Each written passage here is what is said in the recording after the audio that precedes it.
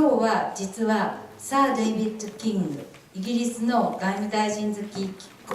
候変動の特別代表がわざわざこの会のためにお運びをくださいました。大変光栄ですし、またたくさんのご参加の皆さんにもお礼を申し上げます。ではここで、はい、ちょっと通訳のことで事務局からアナウンスをいたします。お願いします。失礼いたします。通訳の関係で今日は同時通訳でお願いをしておりますが、ちょっと設備の方が十分でないところもございますので、ご発言される方はなるべくゆっくりめに、区切りながら、ご配慮いただければと思います。それからお手元に、通訳の機械ありますが、これチャンネル1が日本語で、チャンネル2が英語、チャンネル1 for Japanese and チャンネル2 for English、please。ということでよろしくお願いします。それからお借りしている機材なので紛失をすると大変困ってしまいますので、お帰りの際は受付の方に必ずお戻しいただけますようによろしくお願いを申し上げます。以上です。では冒頭、主催者の代表挨拶として河野太郎共同代表からお願い申し上げます。マイクははい。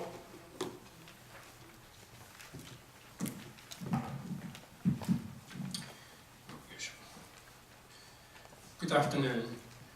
We are very honored to have Sir David King, the Foreign Secretary Special Representative for Climate Change from United Kingdom. We had a breakfast at the British Ambassador's residence this morning, and we had a very fruitful discussion. And we are happy to and honored to have Sir David King speaking to this I don't know how to translate the 国会エネルギー調査会, but we are very happy to do this. We are very impressed that the United Kingdom actually has some climate change representative in each embassy. I heard, if I'm not mistaken, you have 22 representatives in Chinese embassy in Beijing for climate change, and we are very impressed for that. We have been talking about nuclear energy policy all along, but we also need to talk about, and not just talk about, but to tackle the climate change issues. And in Japan, it is like either nuclear or climate change, and I don't think it's right. I think it's both nuclear issue and climate change issue. And we'd like to hear what United Kingdom is trying to do about climate change and where the nuclear and the renewable energy fit in the UK strategies. So we are happy to have Sir David King and Mr. Oppenheim and other representatives from the British Embassy. Thank you very much. では引き続きまして同じく共同代表の近藤昭一代表からお願いします。近藤でございます。私の方は日本語でちょっとご挨拶をしますけども、今日はサー・デビッド・キング英国外務大臣付き気候変動特別代表にお越しをいただいて、本当に英国大使館の皆さんに大変にご協力をいただきまして、今日のエネルギー調査会を設けさせていただくということでございます。改めて歓迎と感謝を申し上げたいと思います。私の方も今朝その朝食会でまずいろいろとお話をさせていただきました。今気候変動の問題に関して日本の国会の中、あるいは日本の中の意識がどんな状況かということを主にお話をさせていただいていると思っています。今日もこの気候変動ということでこのエネルギー調査会がテーマを設定をしているわけでありますけれども、最近の状況の中では必ずしも気候変動に対する関心が高くはないということを私たちもエネルギー調査会として非常に危惧をしているところであります。そういったところに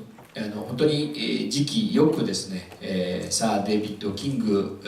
特別代表がお越しをいただいて、いろいろとお話をしていただけるということで大変に良い機会だと思っております。私たちは原発をゼロにしていくという一つの目標を立て、そういう中でぜひ再生可能エネルギーを導入しながら、こういう中できちっと気候変動に対しても実現をし、気候変動に対しても考えを及ぼし、そしてまた気候変動に対する対応をしっかりをしていきたいというふうに思っています。本当に今日は、貴重な機会をいただいたことを心から感謝を申し上げ、皆さんと共にしっかりと議論してまいりたいと思います。ありがとうございます。では引き続きまして、この国会エネルギー調査会は私どものような国会議員と、そして今日も出席しております行政サイド、今日は環境省ですが、プラス、有識者の皆さん、非常に国会議員よりも出席もきちんとしていただいて、熱心な論議をしていただいて、アドバイスをいただきます有識者チームというものがございまして、その代表というかおまとめをやっていただいております上田先生、京都大学教授ですが、有識者チームからのご挨拶、あと今日は金子先生、慶応大学のはじめ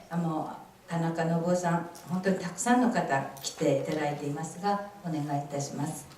はい、ご紹介いただきました上田です。もう本当に、サー・デイビッド・キングのお話をできるだけ早くお伺いしたいので、私の方からは簡単に、私もいろんな意味でこの気候変動政策とエネルギー政策をどういうふうに統合してやっていくのかということはとっても大事な世界的グローバルに地球環境問題、温暖化防止を進めていくということと同時に、平和で、民主的なエネルギー政策が進行するというか進んでいくというためにも欠かせないテーマというふうに思っておりますので、これはやはり、日本一国だけでも大変大事な問題でありますが、グローバルに、共同して解決していかないといけないテーマという側面も持っておりますので、有力なこういう分野である意味で先行しているところがあります英国の経験お話を聞ける機会というのは大変意味があるというふうに思っている次第です。どうぞよろしくお願いいたします。では引き続きまして、今回のこの場を提供というか実現してくださいました駐日英国大使館の環境エネルギー部長のリチャード・オッペンハイム様からご挨拶をいただきます。Thank you very much. Just to say, I'm delighted to see so many friends with us here today and taking part in the symposium. I'm Richard Oppenheim. I'm the head of the Climate Change and Energy team in the British Embassy, and I'm very grateful particularly to Abe Sensei, but to the whole Zero Nuclear Group for organising this event. I think it's really good timing for us to be discussing climate change and what this means so soon after the release of the Intergovernmental Panel on Climate Change's report about the global impact of climate change on the 31st of March in Yokohama. As you're already aware, the science is very clear. We're already seeing the effects of climate change on all continents and across the oceans, and no one on the planet will escape the impacts, which we know with a 2-degree rise in temperature will be huge and damaging, but at 4 degrees will be catastrophic. Most of the studies assume we succeed in limiting climate change to 2 degrees when the effects are still bad. But what if we don't? Shouldn't we be thinking about climate change as an exercise in risk management rather than a cost-benefit exercise? Insurance companies use a calculation to decide their tolerance, which is 1 in 200, for events which could lead to total financial ruin. If the planet were an insurance company, we would already be in crisis mode. We've already passed that 1 in 200 chance threshold for catastrophic climate change at a level where most of the planet becomes uninhabitable. That doesn't mean that all is lost, but it does mean that we need to act quickly to reduce the risk that the worst happens and the impact of the climate change that we're already experiencing. And we think in the UK that we need technologies which can provide energy without producing emissions, do so reliably, safely, and at reasonable cost in order to maintain our standards of living. We need to keep investing in new technologies that can do this better. And currently the world provides annual subsidies of $544 billion to fossil fuels, but only $101 billion to renewables. We think this is the wrong way round. At the same time, if we're going to tackle climate change quickly enough, we can't afford to wait for new technologies which provide the ultimate answer to our energy conundrum. We need to use the technologies we have now to transition to those new technologies of the future. We believe that climate change is a threat we all have to tackle together, and our government believes that climate change is probably the greatest risk we face. Recently, US Secretary John Kerry likened climate change to a weapon of mass destruction. In the UK, our focus is to avoid reliance on any single form of energy generation and try to move away from reliance on fossil fuels, both to decarbonise and provide energy security. So I'm delighted to introduce to all of you Sir David King, the Foreign Secretary's Special Representative for Climate Change, visiting Tokyo from London, who will be sharing some of his experience and expertise with you and thoughts on this important topic. Many of you know Sir David from his time as the UK government's Chief Scientific Advisor between 2000 and 2007. He was appointed as Special Representative by the Foreign Secretary in September last year, and since then has played a central role in contributing to UK climate change objectives, working closely across UK government departments and the overseas network to which we belong. He arrived in Tokyo yesterday and has and will be meeting with Japanese colleagues from government, business and experts to discuss how our countries can work together to tackle climate change more effectively as part of the global efforts required to meet our international 2-degree challenge. So I'm looking forward to insightful and fruitful discussions today of how we can work together.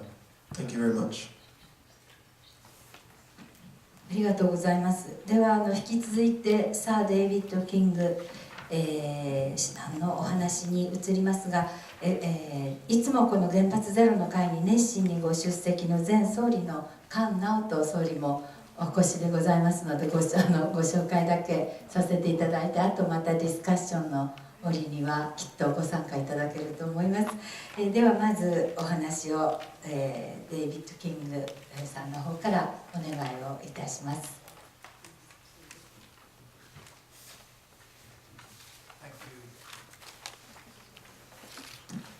Thank you very much. I'm very honoured to be here addressing you in the Diet. What I want to start with is to say that here in the 21st century,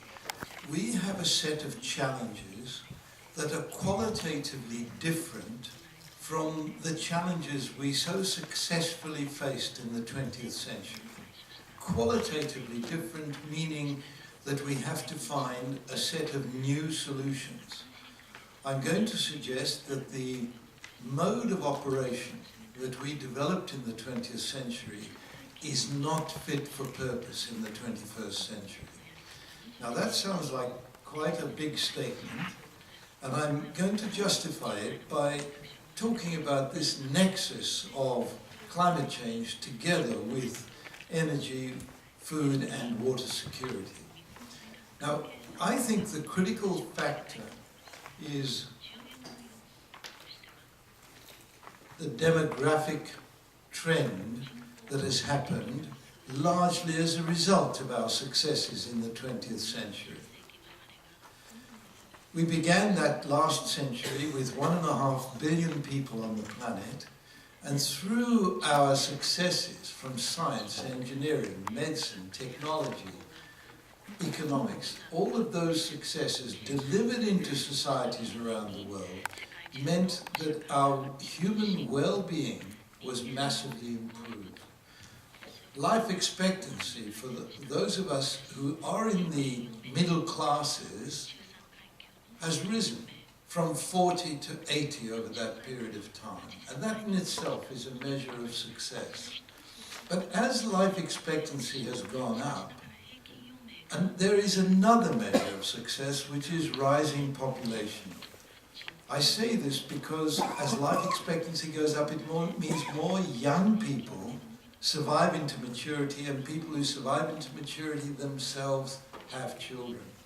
So there was necessarily a period of very rapid population growth tied into that improvement in human well-being.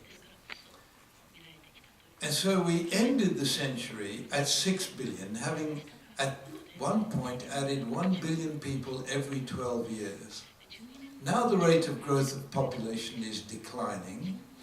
and as a matter of fact, the average number of children per woman on the planet today is now 2.2, and 2.1 is the figure to reach a stable population. So we have virtually stabilized the global population through female education, female empowerment, and the availability of contraceptives, let me stress.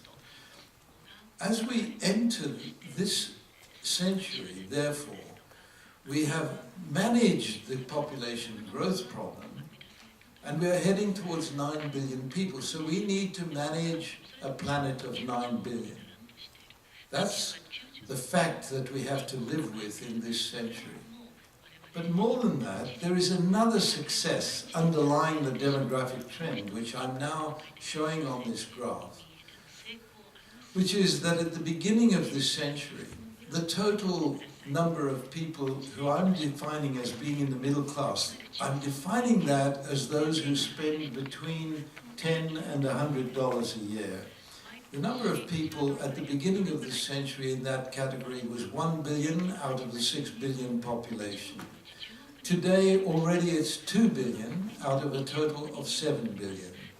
And the expectation is that the number of people living at the middle class level is going to rise to close on 5 billion by 2030. The world has never seen a transformation of this kind before. Now, I said carefully, the expectation is that there will be near to 5 billion. I'm frankly convinced that the consumption mode of the 20th century cannot yield a middle-class population of 5 billion, quite simply because the planet's resources cannot cope with consumption at that level. So while a 5 billion number of consumers may represent a massive opportunity to our private sector, it also represents a massive challenge to our capability of providing the resources needed to deliver that level of well-being. Now, I'm stressing this because I believe it's this demographic trend, the rising middle class, that provides the big coordinated challenge, which means that we are seeing the challenges coming at us all at once. So this carousel that I'm showing on this graph essentially represents what I think are the major of these challenges,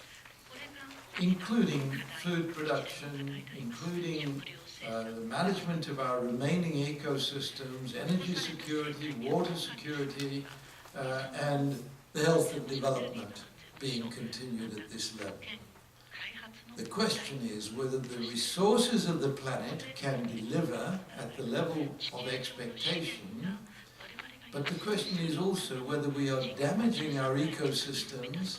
and therefore providing an extraordinary new challenge. And the two ecosystems I will refer to in particular are the atmosphere and the oceans. The ecosystems, of course, include much more than that, but let me just dwell on those. Now, the big challenge represented by this is that these challenges are not only coming together, driven by demographics, but that the challenges overlap with each other. So, for example, food production requires energy. It's not just the energy in planting and harvesting and growing the animals, it's also the energy of transport to the urban centers where most of the food is consumed. So food and energy are correlated. Food and water are correlated. If we need more food production, we need more fresh water. But we are rapidly discovering that at the present rate of consumption, we are already pushing levels of fresh water consumption. You could say, but we can convert ocean water, seawater, into fresh water. The technology is there. But the technology for that is a very energy-intensive process. Desalination is energy-intensive. So in other words, we shift from water resource over again to energy resource. Every time we create water from desalination, we are utilizing energy at a large level to produce that. If you look, for example, at South Australia, that is a part of the world that is suffering from water scarcity, not only because of the increased population demand, but because the climate in South Australia is already changing. They've had 14 years of successive droughts compared with the previous period in southern Australia, which means that this is no longer an area which can sustain farming at any sustainable level. So food production from South Australia has now been very substantially reduced.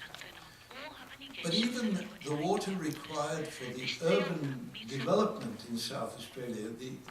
living in the urban societies, the cities such as Melbourne and the towns and villages need water. And so water production can be managed by desalination from ocean water. And Australia has a plentiful supply of coal. So there's a tendency to burn coal to make fresh water. But when you burn coal, you produce carbon dioxide. Carbon dioxide causes global warming, so we're going across my carousel to climate change. And it's climate change that's causing desertification in South Australia. So you are making the problem that you're trying to deal with worse by the solution that emerges. In the Middle East, there is a massive subsidy for oil, which means that whereas global oil prices are between $120 and $140 a barrel, in the Middle East we're talking about $5 a barrel. And the perverse response to that is that in the Middle East, most of the water consumed today is produced by desalination, burning oil to produce fresh water.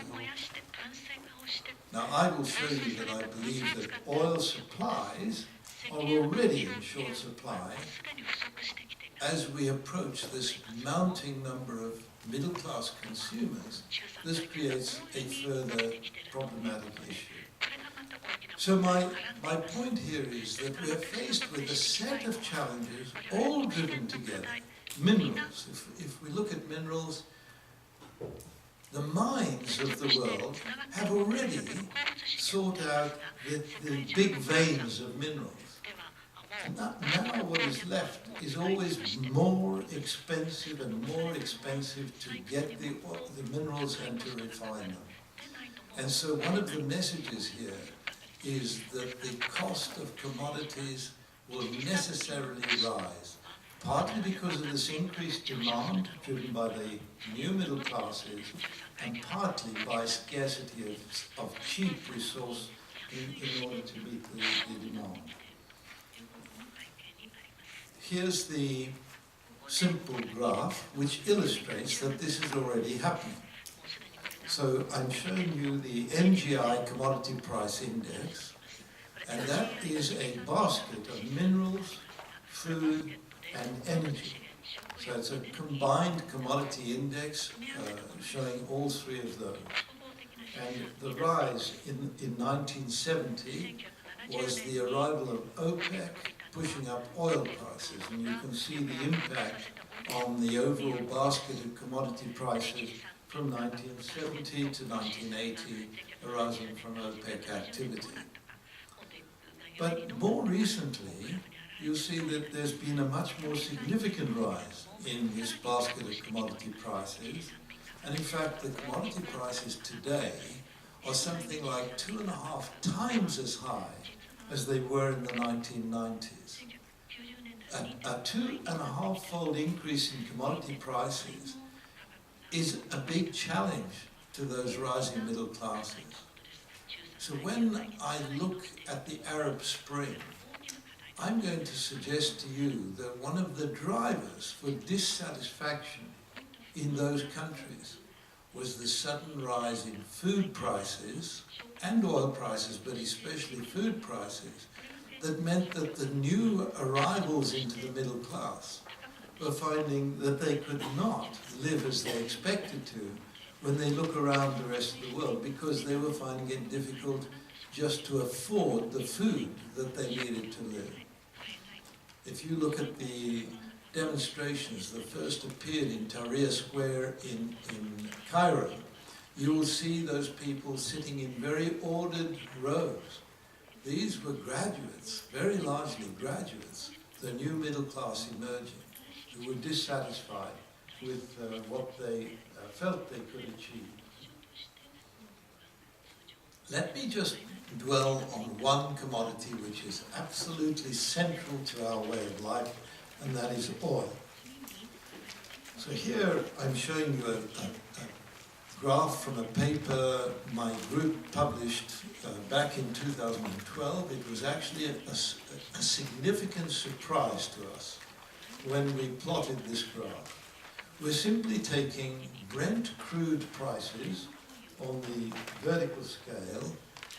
plotted against crude oil production. And on the left-hand side, crude oil production is at about 64 million barrels a day when the price of oil was $15 a barrel. It's almost impossible to recall that as recently as 1998, the price of oil was only $15 a barrel. All of this is in real terms. As oil production to meet demand increased to 74 million barrels a day, the price increased to $40 a barrel. And that's what the economists would describe as elastic supply-demand behavior. But look at what happened as oil production was increased to meet demand up to 75 million barrels a day. We see that the oil production has hit an effective wall, and the price has gone up from 40 to close to $140 a barrel. And the price is now quite unstable, but it's in this region of $90 to $120, $130 that the price is now stabilizing. Now I want to tell you that what I'm showing you is the price of crude oil. And at that turning point there,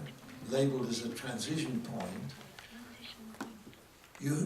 I can now give you dates. That date is 2005. All of the black data points are from 2006 onwards, and the blue data points are between 1998 and 2005. In 2005, crude oil production hit a wall at 75 million barrels a day. Demand for oil today is at about 92 million barrels a day. So the difference between crude oil production and the demand of 92 has to be met from sources other than crude oil. And this is why the oil companies from 2005 onwards have been spending vastly greater sums of money in oil recovery from non-crude oil sources, such as tar sands, such as 2 miles down in the Gulf of Mexico. And they will continue to mine oil to meet demand from these much more demanding situations, but this means the price has to be high to recover the oil companies' increased costs. So what I'm suggesting from this is that since crude oil, the cheap oil that comes shooting out of the ground when you drill a hole through the granite that is keeping it in the ground, since crude oil production has now hit a wall, it can only go down, it cannot increase. and the price of oil therefore has to stay up at a high level and can only, in my view, go up as demand continues to increase. Now this is all in real terms. Food production faces the same issue. Mineral production faces the same issue. Once again, demand is creating such a situation that more and more rare sources need to be sought out. For food production, we're looking for more and more areas of the world where we can push food production to a higher level. But there's another trend which we need to face up to as a growing middle class, and that is our use of resources is changing. As a matter of fact, we become more wasteful of resources as we move up the chain of middle class behavior. So in particular, if you look at food consumption, compared with 1960 here, where we have normalized this curve, you'll see that the meat consumption takes off dramatically compared with other forms of food. So the important point I'm making here is that because consumption shifts upwards in terms of the food chain, it also becomes much more demanding. So the water cost of producing a kilogram of beef is at roughly 12 to 14,000 litres of fresh water. So when beef consumption goes up, it means that we are creating more and more demand on fresh water. If I can just dwell on that for a moment, if you take the state of Mato Grosso in Brazil, the beef farmers there used to simply take out more of the tropical forest to let their cattle roam as the demand for beef from Brazil went up. And this meant continued loss of those tropical forests. Brazil now is bringing that under control. But it's our demand for more beef that is creating this situation where we're losing tropical forests. The average number of animals in Mato Grosso per hectare is one.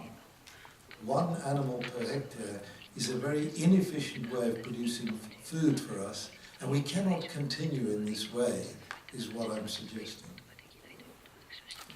Now I come to climate change. I'm simply showing on this graph the data collected from very different sources for sea level rise in blue and in red for air temperature rise over the past period since 1860.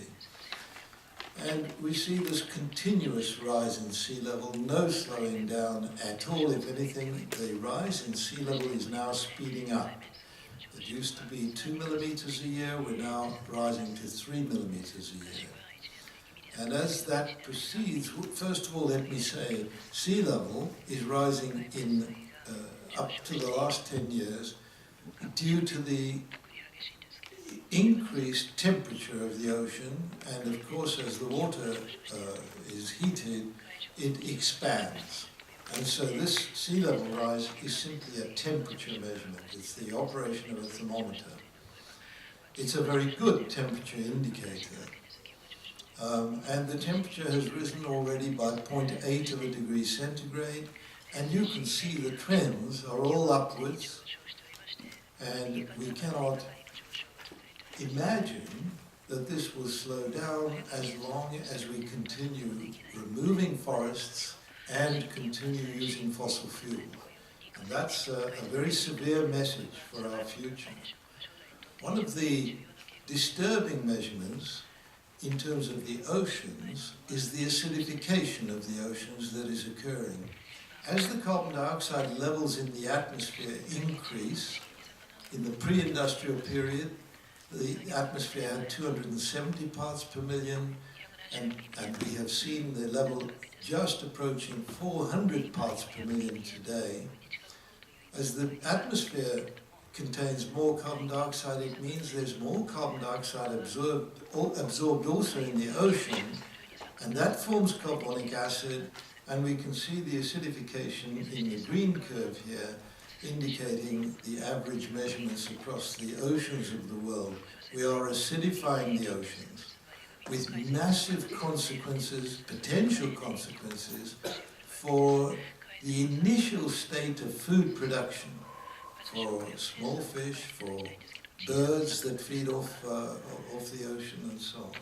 So there are real challenges, not only associated with global warming, but also with the state of the oceans as we move forward.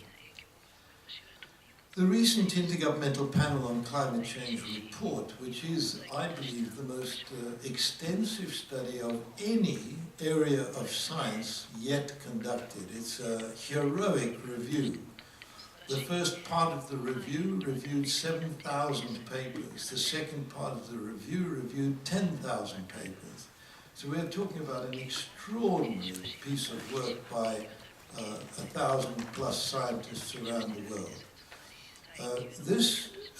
graph I'm showing here, to me, is the single most important new product from their review process. What it's showing in the vertical axis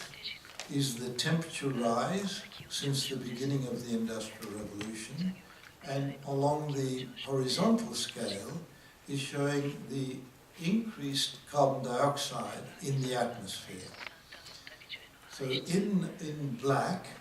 you see the data going to 2010. There is roughly a linear relationship between carbon dioxide in the atmosphere and the temperature rise observed on average for the whole planet. This fits in with the theory, and so what is shown in the various blue and red colours is the theory going forward based on future estimates of emissions. Now, I just want to point out that if we continue emitting carbon dioxide, as we are likely to going forward in time, we really should try to stay on the blue curve if we want to stay at the United Nations agreed level of 2 degrees centigrade increase above the pre-industrial level. And that blue curve is then showing us that we have a carbon budget to stay within that level, and that we have already burnt a little more than half the carbon budget since the Industrial Revolution. Now you could say, well, there's still half of that budget to go, which seems like quite a lot. But here's the problem. The carbon dioxide levels, the greenhouse gas levels in the atmosphere, especially carbon dioxide, are increasing now at 2% per annum. And if we go on increasing at 2% per annum, not even increasing the rate, but at just 2% per annum, if we get to 2043 at that rate, we will have burnt up our carbon budget to stay below 2 degrees centigrade. And I'm suggesting to you that 2043 is very soon. Let me phrase this another way. If we reach a good agreement in 2015, I'm now going to define to you what I mean by a good agreement. And in 2020, we're still going up at 2% per annum, but since the agreement begins in 2020, we then come down globally in emissions. What is the level of decrease per annum to stay within the carbon budget? And the answer is 3.2%. So we have to go from an exponential increase at 2% per annum to an exponential decrease at 3.2% per annum to stay within the 2 degrees centigrade budget. And that's the nature of the challenge before us. I'm suggesting that this challenge means that qualitatively we have to change our behavior in a very short period of time. This is no longer a problem that nations can put off for future generations or even for future decades. The timeline is with us, it is our problem, and we have to manage this problem right away. The negotiations leading up to Paris are a very short timeline, and that I'm suggesting is the timeline that is left to us to manage this problem. If we should continue on that pathway shown in red at 2% per annum increase, we will arrive at the year 2100 with a 4.5 degree centigrade world. And a 4.5 degree centigrade world is such that actually I don't think the red line would happen. Our economies would begin to collapse well before we reach 2100 if we attempt to go along that pathway, because of the major disruptions that climate change at that level will bring to our countries. I'm not suggesting this as a scare tactic. I'm suggesting this, as Richard said, as something that we need to treat as risk management. How do we reduce the risk? How do we stay below that 2 degrees centigrade temperature rise? It becomes a critically important factor for all countries. Now I'm just showing a different way of expressing this. The business as usual curve, which I show in a red line or in a black line here, the business as usual curve is the curve that takes us up towards that 4.5 degree centigrade curve. I'm now showing CO2 emissions as a function of time from 1990 to 2100. And the turning point on this curve is exactly at the present time. So this is suggesting that if we're going to manage this problem, we have absolutely no time to waste. If we stabilize at 450 parts per million, we stay within the 2 degrees centigrade limit, or we have a good chance of staying within the 2 degrees centigrade limit. If we only stabilize at 550 parts per million, we exceed that limit. So that red line shows where we need to be. And if we just glance forward at 2050, compare it with 2010, it means we have to halve the global emissions of carbon dioxide by mid-century, compared with where we are today. Now, if I can express that in billions of tons of carbon dioxide, it means by mid-century we should have reached a total of only 18 billion tons. Today we're at 36 billion tons. So we need to aim to be at 18 billion tons by mid-century. Now, 18 billion tons, remember I said there will be probably 9 billion people. Divide 18 by 9, you get 2 tons per person per annum. Now, I'm showing you curves that I helped the British government to produce in the year 2004, 2005. And on this basis, the 2 tons per person per annum, the British government agreed on our policy to reduce emissions by 80% by 2050. We were at 10 tons per person per annum. If we reduce by 80%, we will arrive at that level of 2 tons per person per annum. What I want to suggest to you is that every country needs to be aiming to be at 2 tons per person per annum or less by mid-century if we wish to solve this problem. And I'm also suggesting that this is an equitable problem. Equity is a key problem in the international negotiations. And to be equitable, to be able to say to China and India, to be able to say to the African countries that are just emerging, that they need to be at 2 tons per person per annum, we also need to be saying, and we will come down from our high levels today to that 2 tons per person per annum. And so I'm suggesting in my travels around the world, this is the 20th country visit I've made since the 1st of October, I'm suggesting this is the way forward, to think of equitable solutions that every country can feel is a good target for itself. And so when I translate that into the behavior of different types of countries, I'm taking first of all the OECD group in red on this next curve. OECD group I believe, should be following a trajectory which is sharply downwards towards the 2 tons per person per annum. That red trajectory is actually a mimic of the trajectory that the British government is currently following. So we are on a sharp decline in the initial decades, and then we will approach the 2050 level from an easier position. We're suggesting that type of trajectory is appropriate for all of the developed nations of the world. But if I take an emerging power such as China, I might expect them to be on the black curve. So China is currently at 5 or 6 tons per person per annum. And China's economy is still demanding that they reach out to the poorer parts of their community, and so they are being pulled in 2 directions. They know they must reduce emissions, but they also know that they have to keep developing their economy to meet the demands of their emerging country. And so I expect that China will pass through a maximum in its emissions in about 2025, 2030.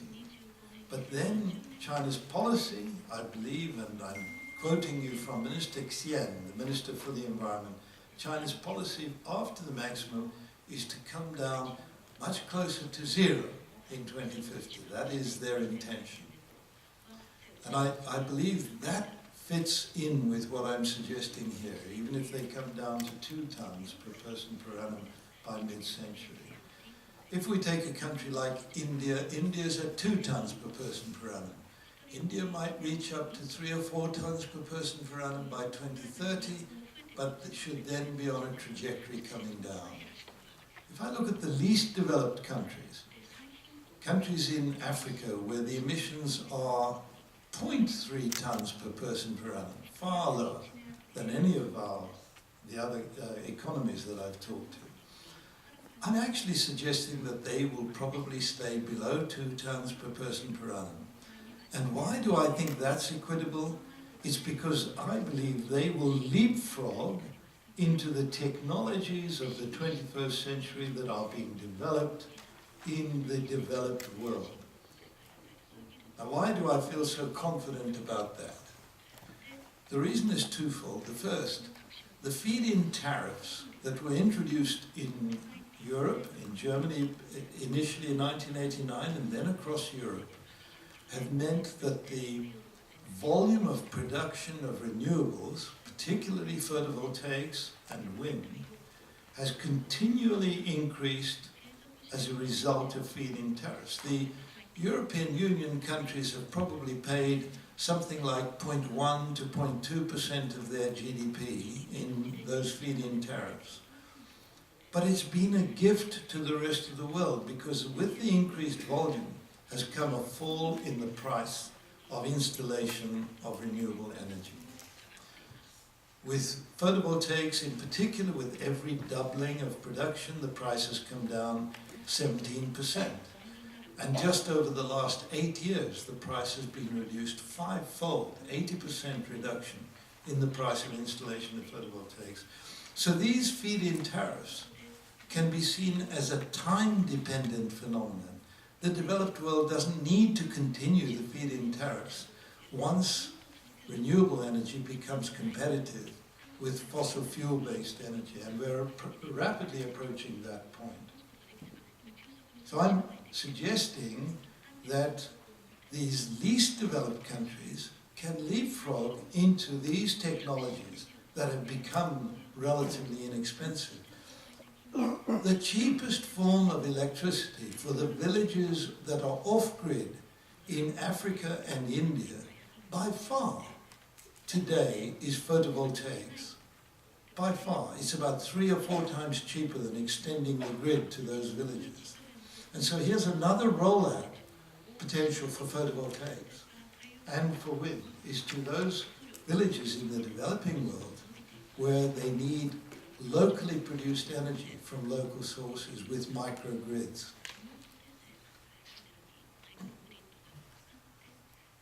the engine of energy demand has of course moved with the development of this middle class. The additional middle class of 1 billion, the doubling of the middle class since the year 2000, 95% of this has occurred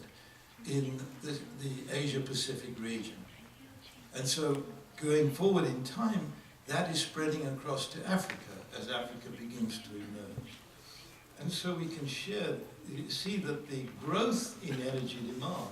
is no longer in the OECD countries. It's happening there. 65% of new growth in energy demand is happening in China, India, and Southeast Asia. The Middle East is contributing, Africa, Latin America, Eurasia, but there's where the major demand is of this century. And I'm grateful to the International Energy Agency for the figures I'm showing you. If we then look at the question of negotiations and the demand on reduction, you'll see that the old division between OECD countries and non-OECD countries, which in negotiating terms has come to be known as the peculiar language of negotiating Annex 1 and non-Annex 1 countries, that is no longer applicable. You see that already the emissions from the non-OECD countries is very close to the same as from the OECD countries.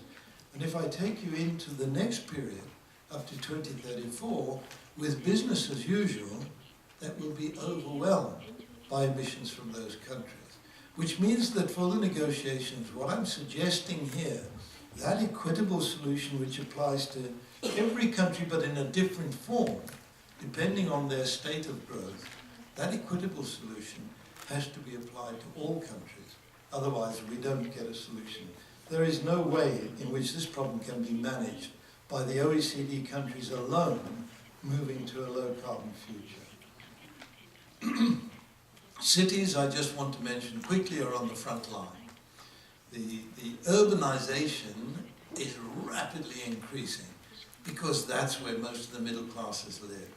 So we are seeing an extraordinary rise in the number of cities around the world, and we just need to see this.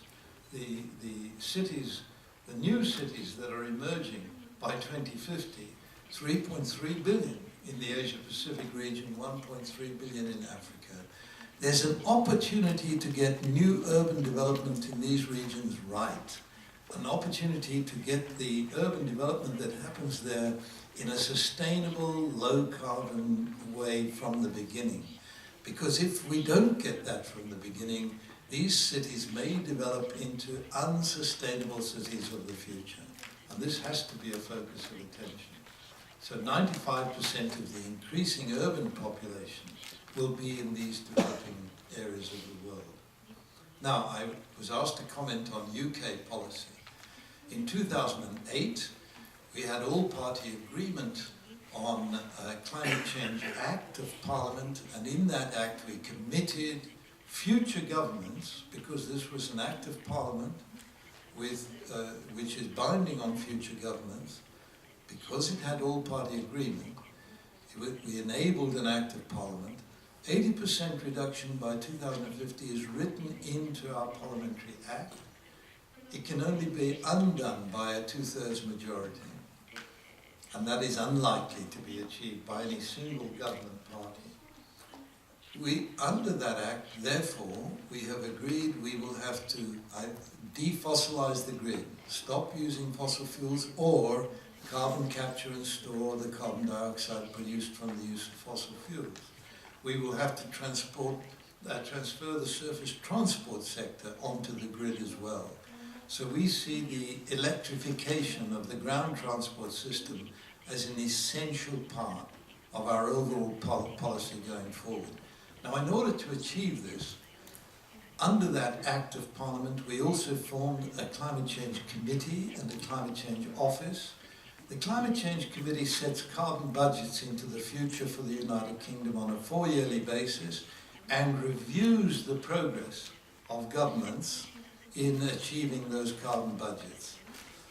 I just want to stress to you that it was the private sector that pressed for these carbon budgets. The private sector wants certainty into the future that their investments in low carbon future will pay off. Their investments in large infrastructure in particular that has a long lifetime, that those investments will pay off into the future. We have carbon budgets set for Britain now to 2028. The carbon budgets are achieved in a painstaking process. The Climate Change Office is 30 people working full-time on this, and that process involves discussions with government, with the private sector, with NGOs,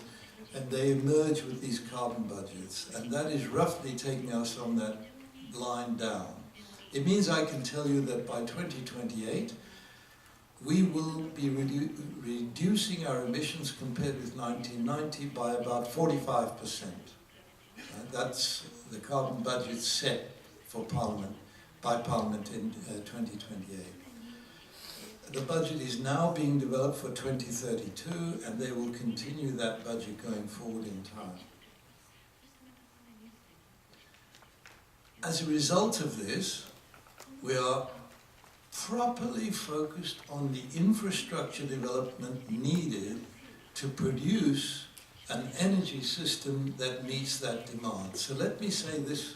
at once. If we did not switch the ground transport system onto the electricity grid, but if we do continue to have improvements in energy efficiency gains in the built environment, we would reduce electricity demand from 85-90 gigawatts to something like 60 gigawatts. But as soon as you transfer the ground transport system onto the grid, that increases from 60 up to 120 gigawatts, as shown in the right-hand side here. Now, all of this is being planned using our 2050 calculator, and this is done open sourced, and Japan has now developed its own calculator on the basis of this. But importantly, I want to say, it means that we can develop scenarios into the future. Actually, 2,000 scenarios have been submitted by the British public to the British government based on this computer program. You can choose your scenario, whether you want high nuclear, zero nuclear, carbon capture and storage. You can choose your scenario. Importantly, the government wants to reach this commitment with the least cost to the public purse. And so we can play these scenarios against cost analyses of each of these scenarios going forward in time. And so the government is using these analyses as a model to take us into 2050 and to keep on track. Now, I want to say this indicates a significant amount of nuclear energy. That is a staple part of government policy, but the amount of nuclear depends on the different scenarios. This also indicates carbon capture and storage using gas-fired turbines. Gas-fired turbines have the big advantage of being able to be switched in quickly when demand rises. So we expect a continued need for gas-fired turbines, and we see that we will have to use carbon capture and storage to do that. But if we carry on into the future on this process, we will keep reanalyzing, and the reason is that we anticipate cost changes. So I'm just showing here one of the pictures of incremental capital investment in energy infrastructure over the period to 2050 in order to meet that. But I also want to emphasize, aging infrastructure has to be replaced. And so the minimization of cost means that every time an aged piece of infrastructure has to be replaced, we must replace it with a piece of infrastructure that is fit for purpose in 2050. In other words, every aging piece of infrastructure must be replaced by a low carbon or a zero carbon piece of infrastructure. That's how we minimize cost. We're not putting out of commission coal-fired power stations until they reach the end of their days. But when they do, we cannot replace them with coal-fired power stations without carbon capture and storage. An important part of transport is, for example, the introduction of high-speed rail. In Britain, we are way behind Japan on high-speed rail, but we will be introducing high-speed rail in order to move more of the ground transport onto the rail system and less transport in the air, which is, of course, fossil fuel-based transport. Technology will change, and we need to target our innovation support. So we're not taking technology change as a passive happening. We're saying that we, the government, need to be involved in pushing technological change in the direction that assists the government's need to reduce emissions. So we are investing heavily in those areas of technology which we think will create the innovation that is needed to achieve our objectives. And if I can just highlight one critically important area of technology. Solar energy and wind is already, as I've said, reaching parity with other forms of energy for installation. But these are intermittent forms of energy. If the world is going to see a massive rollout of renewable energy, we also need a massive rollout of energy storage technology on a large scale. And a group of us in the UK, Richard Layard and myself are the steering group of this, have been pursuing the idea of an international commission to focus a heavy investment in R&D into energy storage and those other areas of technology that are blockers to the rollout of renewable energy as the baseload energy for most countries of the world. This is being picked up now by the British government,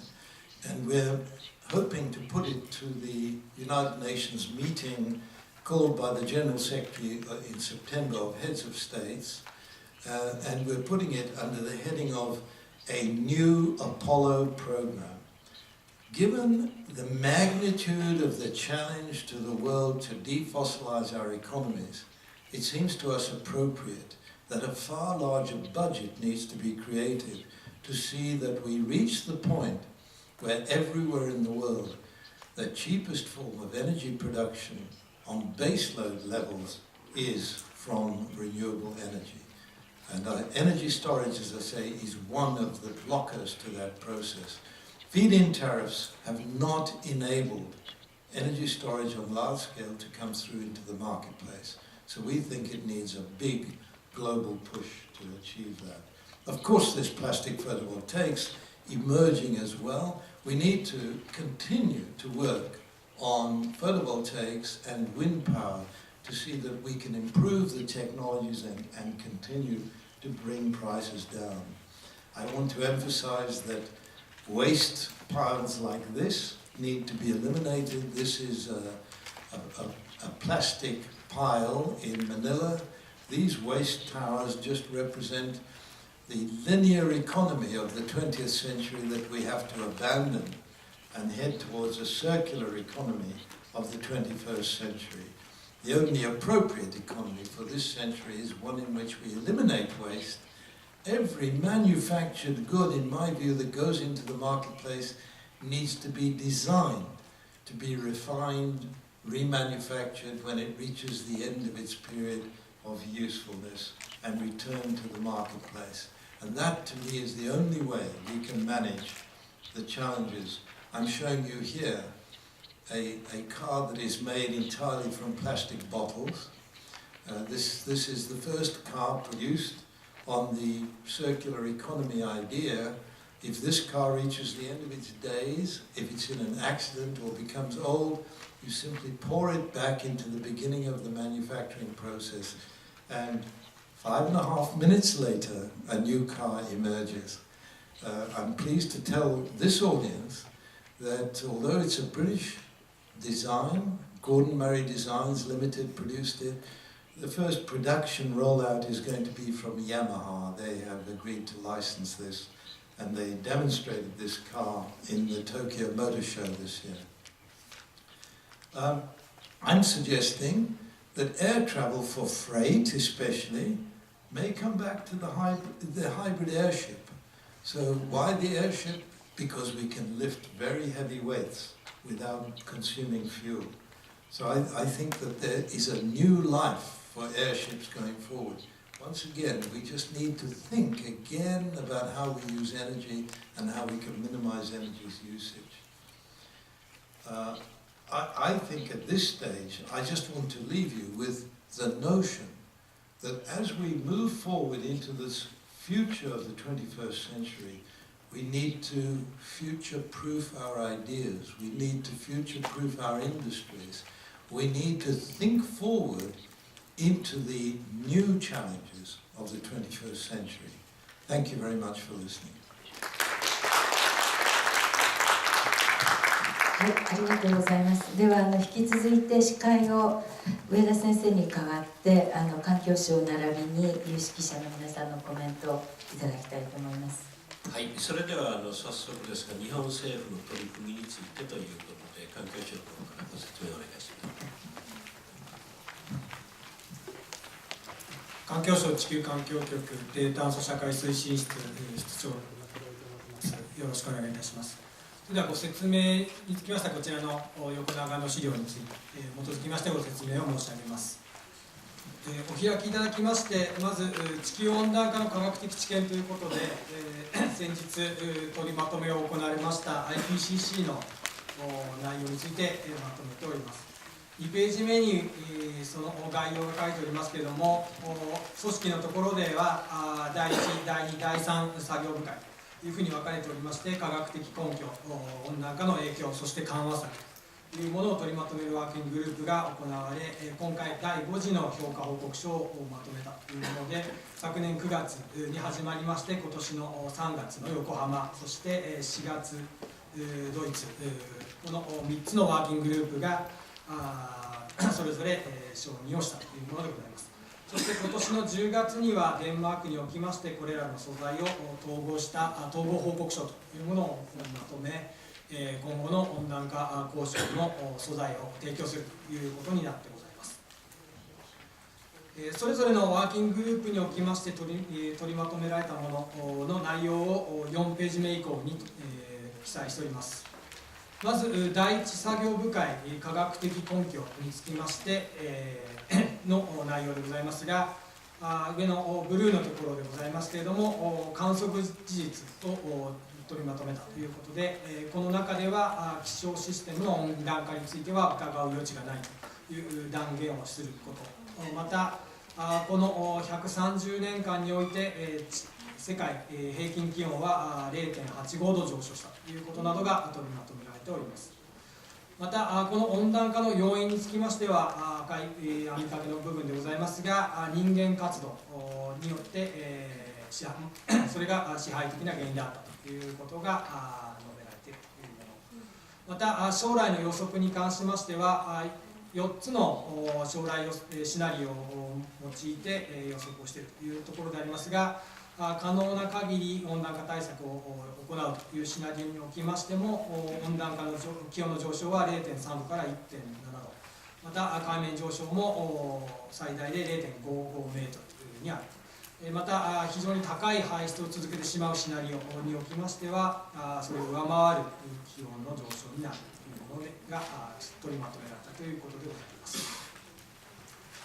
続く第2作業部会でありますが、6ページ目でございます。こちらは温暖化による影響がどのようなものなのかというものでありますが、過去1のところでここ数十年すべての大陸と海洋において気候変動による自然に対するもの、また人間システムへの影響が現れているということで、過去まとめられたものよりも断定的な書き方になっているというところがポイントでございます。また先ほどシナリオのところで気温上昇いくつかのパターンがあるというものでございますけれども、温度の上がり方によりましてリスクが変わってくるというもので、1度上昇におきましても熱波、極端な降水が見られるなどのリスクがある。また2度の上昇になってまいりますと北極海の氷、またサンゴ礁などこういったところへの影響が見られてくる。3度の上昇だと大規模かつ不可逆的な氷床の喪失も見られるというような影響が疑っております。でさらに、7ページ目でございますけれども、8つの主要なリスクがあるというところが掲げられておりまして、海面の上昇から始まりまして、洪水による被害、また熱波による人への影響、干ばつ等による食料安全保障などのリスクが具体的に取りまとめられたというものでございます。また第3作業部会におきましてはこれ排出をどのように抑えていくのかというものでありまして、9ページ目以降に第3作業部会の概要を取りまとめております。9ページ目の括弧1の部分でありますが、1750年から約260年間におきましては約2兆トンの排出があったというものでありますけれども、その約半分はこの40年間に排出されたということで、排出量の増加が、急だというところが取りまとめられておりますし、また今後の予測というところにおきましては中ほどにありますけれども、2度に抑えていくというシナリオを実現するためには温室効果ガスの排出量、これを2050年に、2010年と比べまして40から 70% 削減、また2100年にはほぼゼロまたはマイナスにする必要があるというシナリオが書かれております。でこのような中身といたしましては二酸化炭素をほとんど排出しないというエネルギー種のこの割合を非常に高めていく必要があるというところで、2050年までには現状の3倍から4倍近くする必要があるというところが示されたところでございます。そして10ページ目でございますけれども、赤字河川のところでございますけれども、2030年までに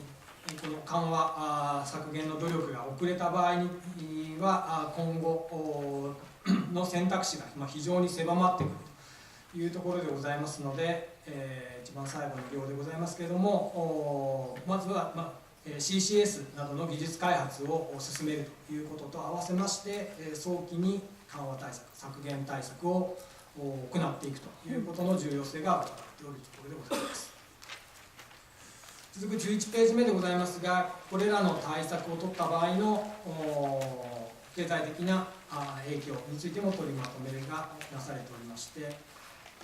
赤字で書いておりますけれども、今世紀中には300% から 900% 消費が拡大するということを前提になシナリオになっておりますけれども、緩和策を取った場合の損失がどれぐらいなのかというのを具体的な数字で表されております。またその下の部分でございますけれども、追加的な緩和策、削減策を遅れていくということになると、中期的にはコストが増大していくということ、さらに2打シナリオを実現するということにおきましては、2100年までの間に CCS 原子力太陽光、あとバイオマスエネルギーなどこういったものを導入していく必要があるわけでありますが、それぞれがもし使えなかった場合というものも想定をしておりますけれども、その場合にはより多くの削減をする必要があるということで、その削減緩和コストがどれぐらい増加するのかということが数値としても示されたというものでございます。あと12ページ目でございますけれども、これら低炭素なエネルギーにつきましてはどれぐらいの比率なのかということを電気の供給量で取りまとめておりますが、中ほどにありますように2050年までには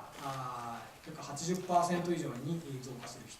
要、また2100年に至りますと CCS がついていない火力発電所、これがほぼ完全に廃止されるということが必要であるということが謳われてございます。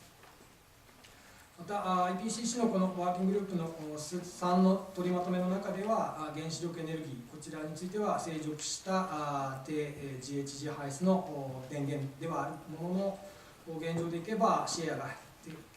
低下しているということ、また各種の障壁リスクが存在するということが疑われております。以上が IPCC のワーキンググループの取りまとめの内容でございます。14ページ目以降が国際的な状況を取りまとめたものでございます。15ページ目には各国の排出量がどのようなものになっているのかというところで、特に途上国の排出量の増加が著しいということが見て取れると思います。また16ページ目には1990年の排出と2010年の比較を出しておりますけれども、ここにおきましても中国をはじめといたします途上国での排出が増えているということが見て取れると思います。これらの状況も踏まえまして17ページ目でございますけれども、2015年の COP21 に向けた今後の議論、流れのポイントを記載しておりますが、来年に先立ちまして今年ペルーにおいて COP20 が開催されまして、そこではどのような約束をするのかという枠組みの要素を議論して決定していくということ、さらに先立ちまして9月の23日にはにおきまして気象サミットというものが行われ、議論が本格化していくという流れになっております。これら IPCC の中身、また国際的な流れを受けましてどのような対策を行っているのかというのを19ページ目以降に取りまとめております。環境省といたしましては、この温暖化対策に加えまして、循環型の社会を作っていく、また自然と共生した社会を作っていく、この3つのコンセプトを同時に達成していく社会が重要だというふうに考えておりまして、19ページ目にありますように、技術のイノベーション、さらに社会システム、ライフスタイルのイノベーションも必要だと思っておりますし、日本全体、さらに各地域ごとで活性化をしながら、これらの社会コンセプトを同時に達成していく社会を作りつつ、それら技術を世界に発信していくという、これら同時達成を目指しているというところでございます。そのツールといたしまして20ページ目以降に具体的な中身を書いておりますが、20ページ目はこれらの社会を実現するための投資を呼び込むための仕組みが必要だということで、特に民間活力を引き出すための金融システムの確立にも着手しております。また21ページ目は具体的に地域の活性化につなげるような取り組みということで、防災拠点への再生可能エネルギーの導入など地域のアイディアを具現化するための仕組みを作っております。22ページ目につきましては再エネを導入するという意味で、左端に書いておりますけれども、離島などを場にした実証、さらに日本の特有な技術を生かした浮体式の洋上風力、こういったものの実現に向けてのサポートもしております。24ページ目がこれら技術を日本国内に普及するとともに世界に発信していくということで、リーディング&ローカーボンテクノロジー、LTEC ジャパンというふうに題しまして、これらのリスト化を行うとともにそれらの導入支援、また世界への発信も行っているというところでございます。若干飛びますが27ページ目でございます。先ほどご覧いただきましたように世界全体で非常に伸びている、排出量が伸びているということもございますので、日本の技術、ノウハウを生かしての世界での削減ということで、二国間クレジット制度 JCM の取り組み、これら途上国などと手を組みながら削減していくという仕組みも始めております。で最後にここまでが削減の努力でございましたが、温暖化が進んでいくということがありますので、その影響に対してどのような対応をするのかということで、適用の取り組みも今準備をしておるところでございまして、最後のページ29ページ目でございますが、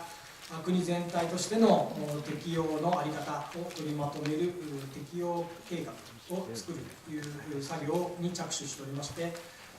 来年の夏ぐらいをめどに、計画を作っていこうということで各省と今議論をしている最中というところでございます。駆け足ですが以上でございます。はい、ありがとうございました。それでは今のご説明も含めて、有識者の皆さんからコメントをいただきたいと思います。それでは平子さんからお願いできますでしょうか。サー・デイビッド・キング、貴重な視点を含みます、プレゼンテーションありがとうございました。また、コメントの機会をいただきありがとうございます。もう10年以上前になると思いますけれども、イギリスの、エネルギー白書を開くと最初に、我々が直面する最大の課題の一つが気候変動であると一番に書いてあるということに驚いたことがあります。もうかなり前からイギリスはこの気候変動の問題が、イギリスにとってまた世界にとって大変重要な課題であるという認識を持っていると認識しています。でこれに対して、今回先月、福島事故から3年経って改定されたエネルギー基本計画は、最初に作られた時から、今日まで、そのような認識で気候変動問題を捉えていないというふうには対比で感じております。日本の温室効果ガスの9割はエネルギー起源なんですけれども、やはりその認識のギャップというのを今日のプレゼンテーションを持っても感じさせられました。またこの場を借りて御礼を申し上げたいんですけれども、クライメートセキュリティというような言葉も使いまして、この気候変動が大きなリスクだということで、国内だけでなくいろんな国、大使館を通じて日本だけでなくこの気候変動問題に取り組むことが重要だということを広め、国際交渉も含めてリードしていただいているということは非常に重要な役割ここを果たしていると思いますので、引き続きそのような先導的な役割を果たしていただきたいというふうに思います。2050年の将来像に関しては、多少イギリス政府と私のような日本の NPO とは違った姿を描いているようには思います。原子力に頼ることはもはや難しいと思いますし、もっともっと再生可能エネルギーを増やし省エネとで、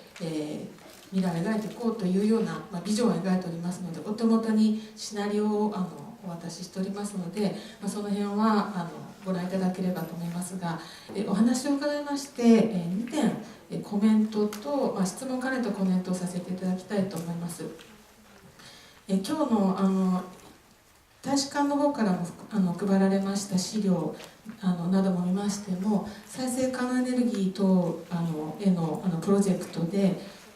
雇用を創出するとか、あるいは経済をリードするといったようなことが書かれておりますし、先ほどのお話の中でもむしろ累積排出量がどんどん増えていくようなシナリオは実現できないだろうと、その前に経済が破綻してしまうという話もありました。しかし日本では温暖化対策を取るということは経済コスト負担であり、経済にブレーキをかけるものだという認識は未だ非常に強くあり、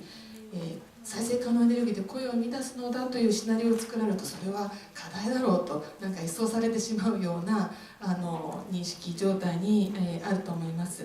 ですので、低炭素社会を作っていくということの、経済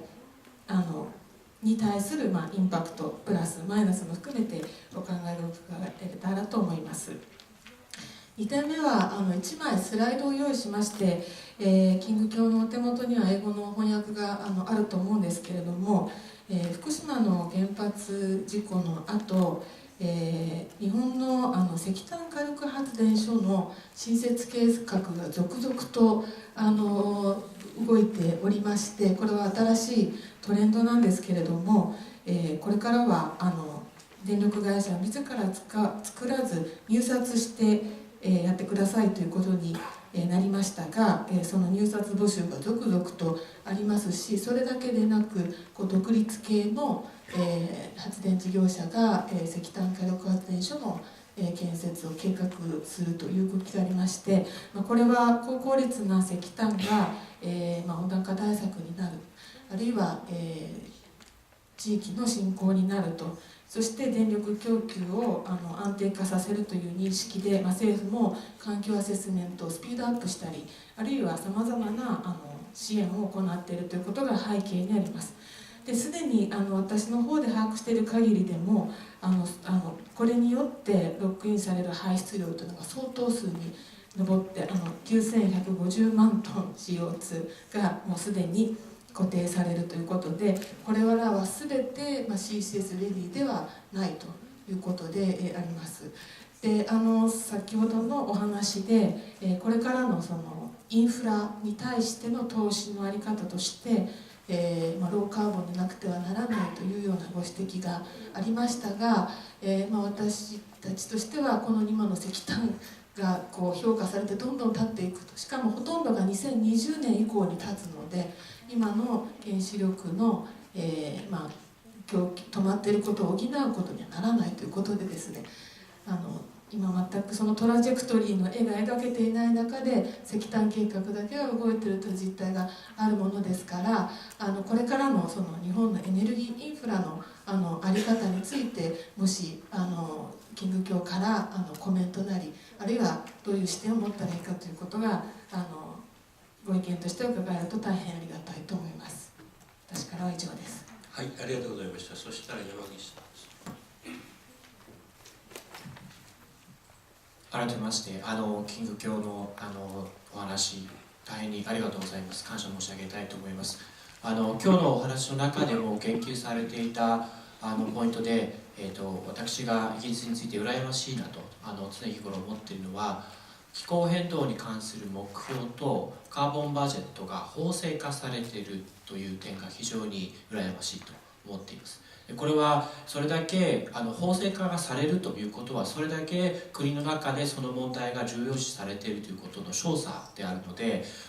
極めてその点においては日本が負けているなと率直に申し上げてそういうふうに思っております。でその状態がこのまま続いてしまうのは非常に良くない状態のことだと思うんですけども、それがひょっとしてついてしまうんではないかという危機意識を今日ちょっとだけお話をさせていただきます。私資料の中で、こういうプレゼンテーションの資料がありまして、で裏側に英語の資料をつけておりますのでご覧いただければと思います。先ほど、環境省さんの説明にもありました通り、来年の3月来年の第一四半期までに各国は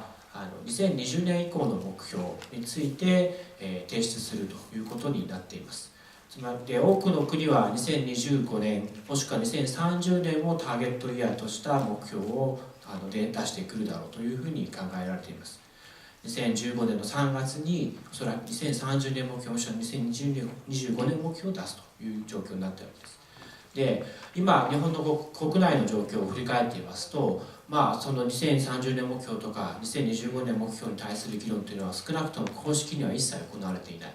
という状況ですので、ここは非常に私としては危機意識を持っています。で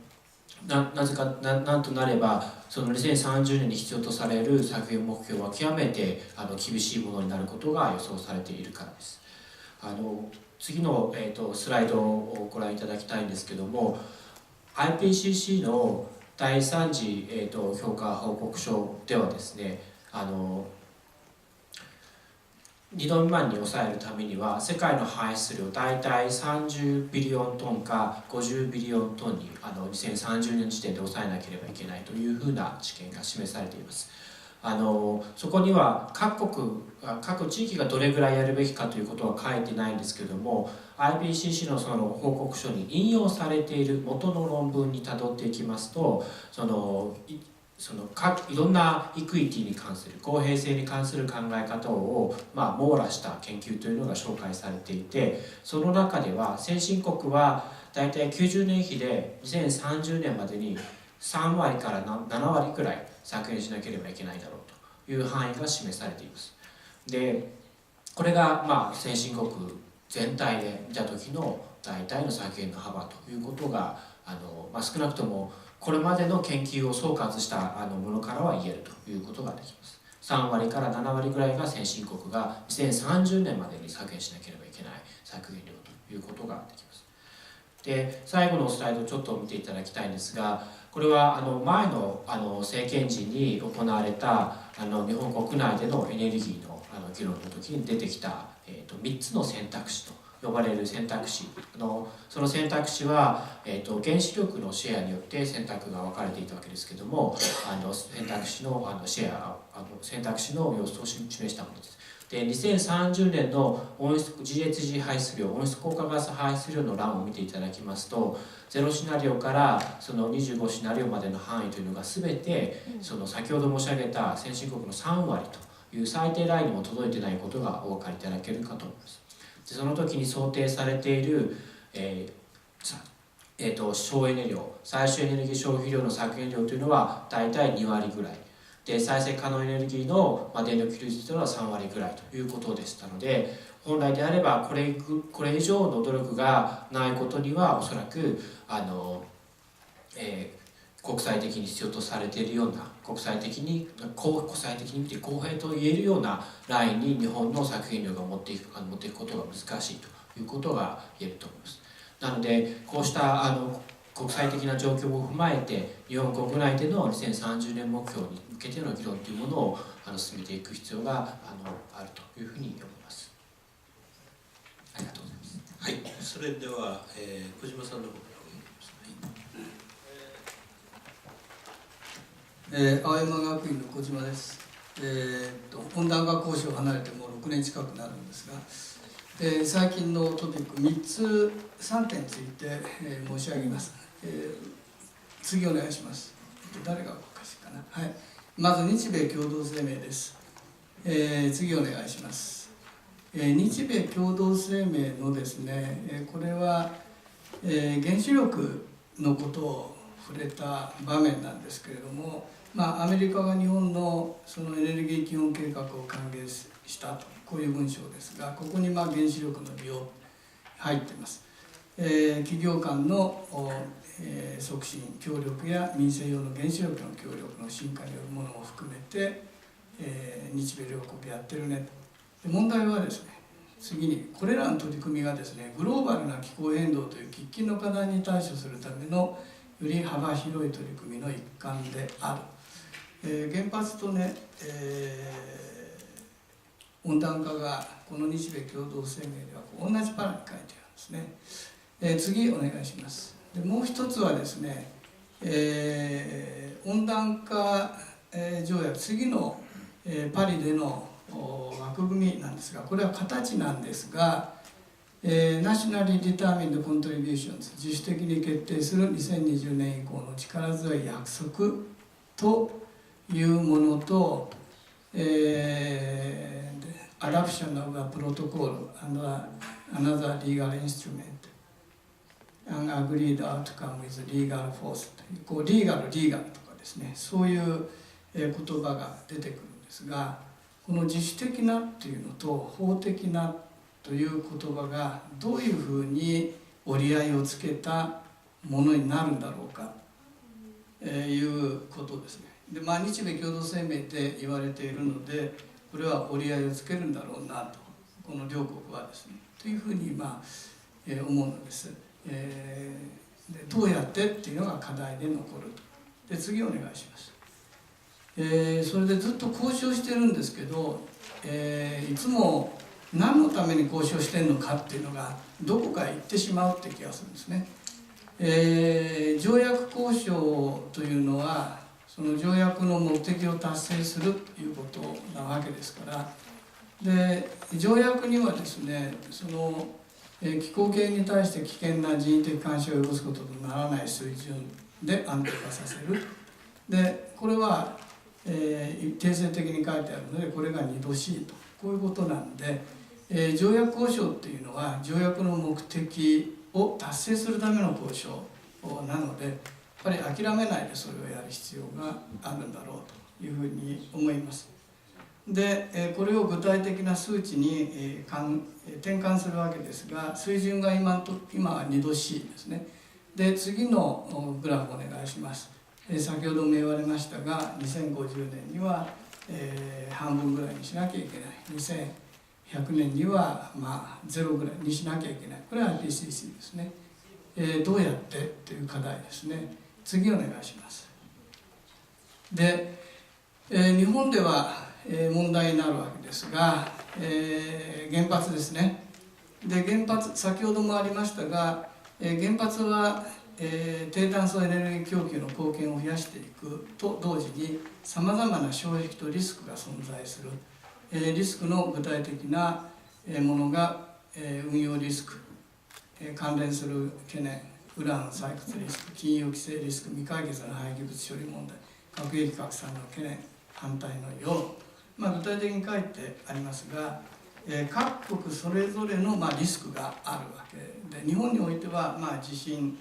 あるいは原発が集中立地していると、一つ事故が起きたら2つも3つも4つも5つも6つも連続してダメになってしまう、という集中立地のリスクがありますね。それから世界共通のリスクはやはり放射性廃棄物の最終処分のリスクです。これは将来世代に付け回しをするという問題です。で、次お願いします。で、日本の状況というふうに思いますが、気候変動対策の取り組みを促進するのではなくてですね、それを減速させるムーブメントがあります。伝統的ないわゆる気候変動の会議グループというのがありますが、もう一つは反原発運動によるいわゆる IPCC の報告へのけなし、あるいは条約への反対、温暖化なんか起こっていないんだ、などという人たちですね。で、これも、気候変動の影響を受けやすい国々、あるいは世界を見ようとしていない人ということを言ってしまえば簡単なんですが、視野狭窄的なその人たちがいる、自分のことだけ考える、自分は原発が反対なんだからこれに、手を貸すようなものはみんな反対なんだという気持ちになりやすい、これは無視できない勢力です。という僕は日本固有の問題が今起きているのではないかというふうに思います。これが気候変動への関心を低下させるという逆の方向に働くモメンタムだというふうに思っています。次ですね、2つ目の事柄です。プリンシプルです。公平の原則に基づいてコモンバトリー2割支援ということですね。次お願いします。条約の第3条に書いてあることです。で、一体これはどういうことを意味しているのかということが、今回のワーキンググループでさらに書かれています。次お願いします。こういうグラフですね。これもう次に言ってください。そして、その次に言ってください。で、いろんなそのカテゴリーが書いてありました。リスポンシビリティ、ケイパビリティ、エクイティ、リスポンシビリティ、アンソーン、こういうことなんですが、今おっしゃったのは多分この中のエクイティ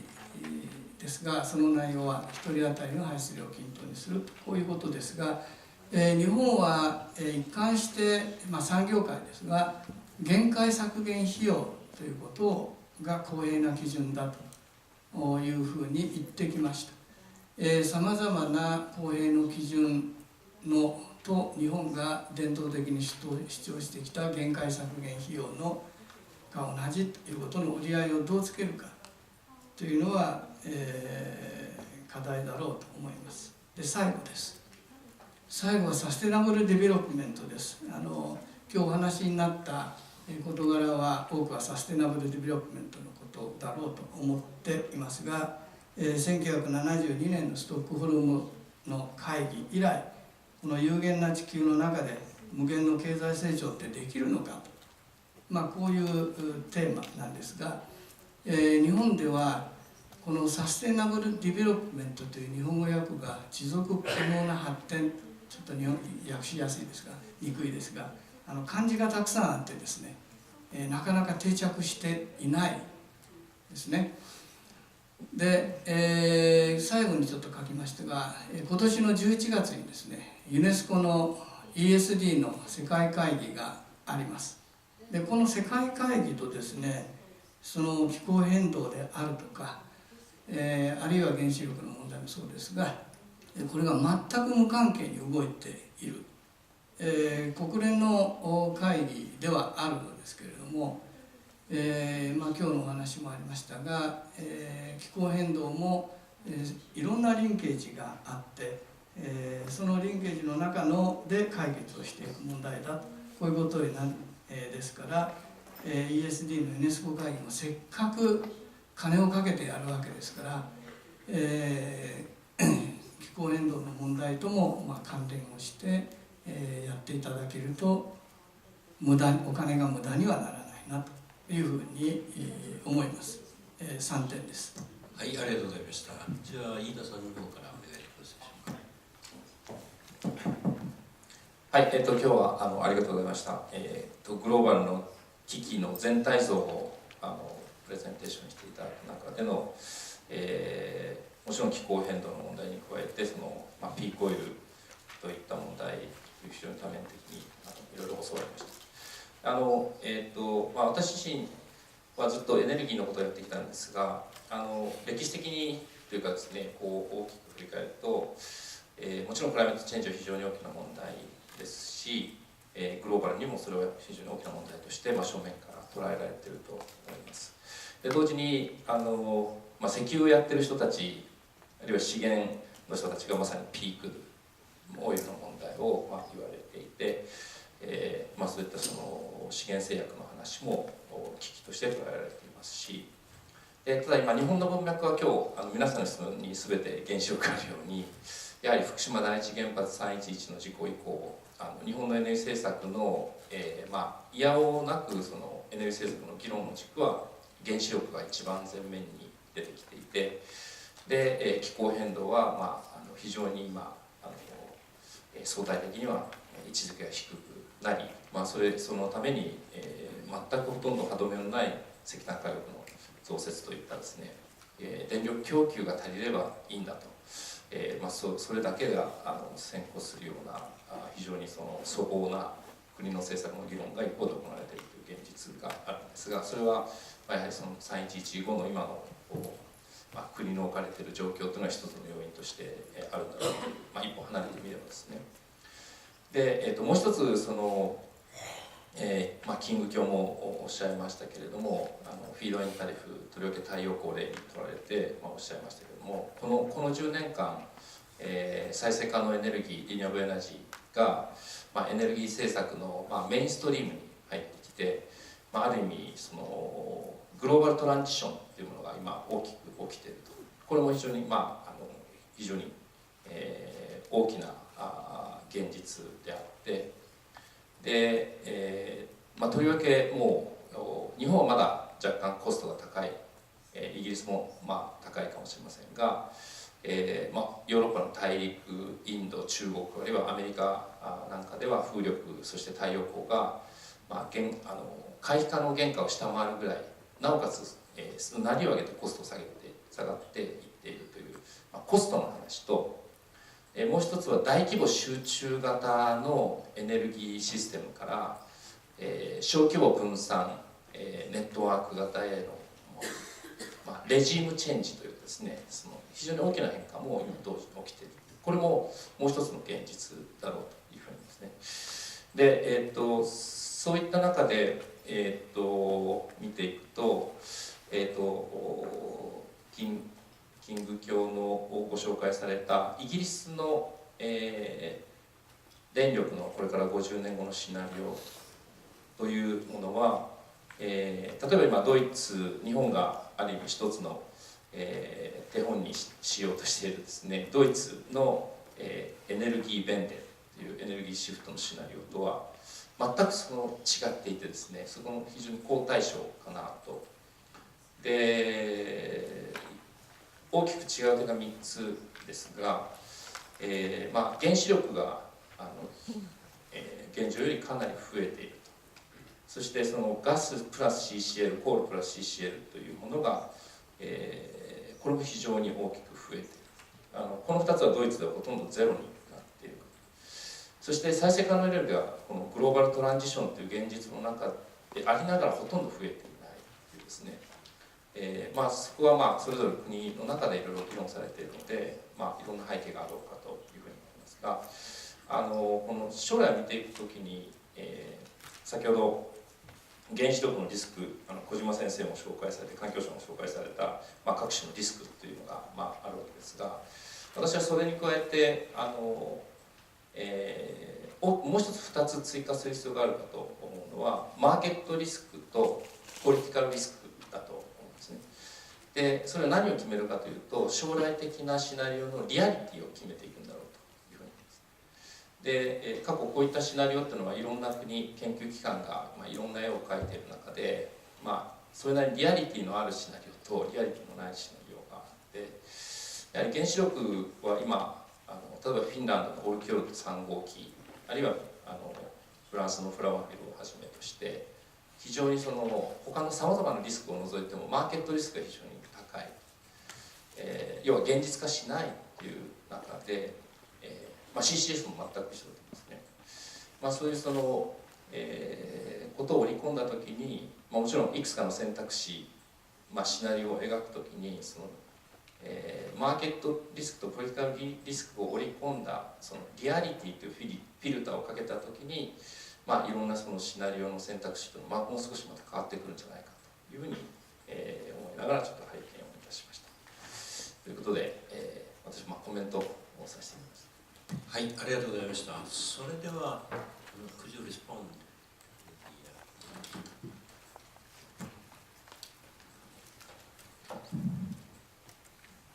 Thank you very much. These are very useful comments, and I will try to respond to each of them. So first of all, from Hirata, the question of the economy or renewable energy, the challenges of the higher price of energy is a real issue for every country, and this is why we ought to aim to get some agreement out of the Paris process, so that we are all faced with essentially the same challenges on costs to our economy. But at the same time, I did want to stress this process that has taken place in Europe and is now taking place in Japan of using feed-in tariffs, that it has cost a significant proportion of our economy, 0.2% of GDP per annum, but the contribution to the rest of the world from this process has been very significant, because as a result of that process, renewable energy can come on stream much more cheaply. So it's not a never-ending process, the feed-in tariffs. It is a process of bringing the installation costs down by use of that mechanism. In a way, I can address two of the comments at the same time. If we look at the current process in the UK,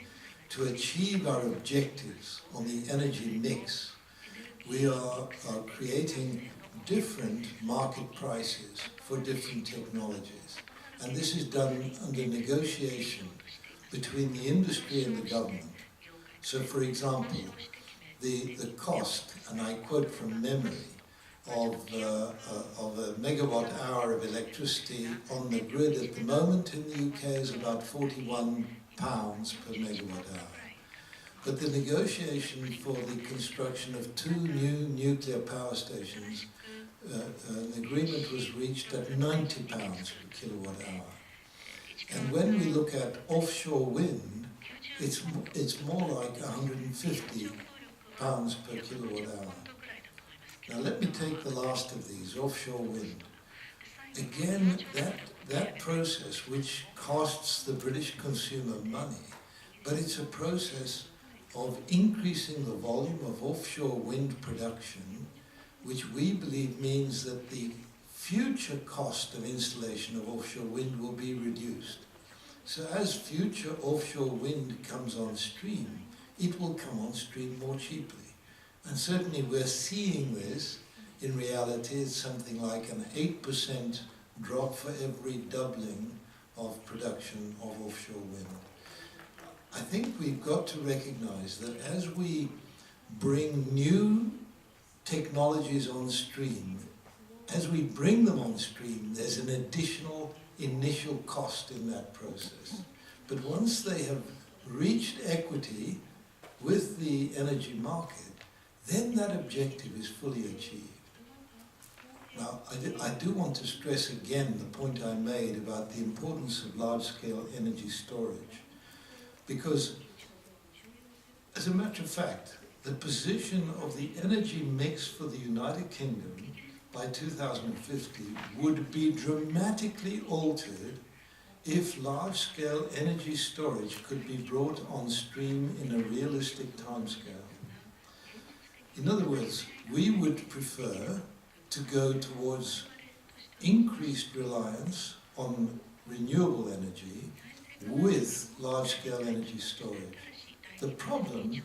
is that if you go beyond about 20% of your electricity onto the grid from renewable sources without storage,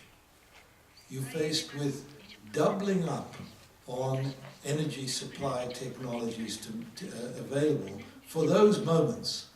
when the energy demand is high, when the sun is not shining at night, and when the wind isn't blowing.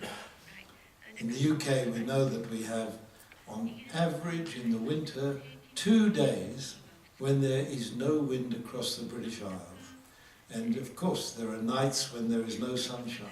So we have to allow for the fact that until we have energy storage reliably coming into the marketplace on scale, we need to rely on other energy sources such as nuclear energy and the use of carbon capture and storage. But I hope I've indicated that is not by choice. That is because we want new technologies through innovation to come on stream into the marketplace. Let me just make a comment about coal-fired plants, so-called clean coal technology.